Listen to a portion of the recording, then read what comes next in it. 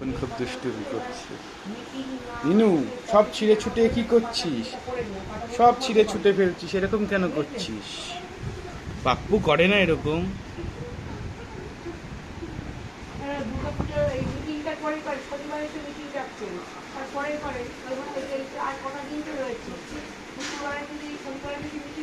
সোমবারে করে দেয় কমিটি না করলে টাকা হয়ে যাবে।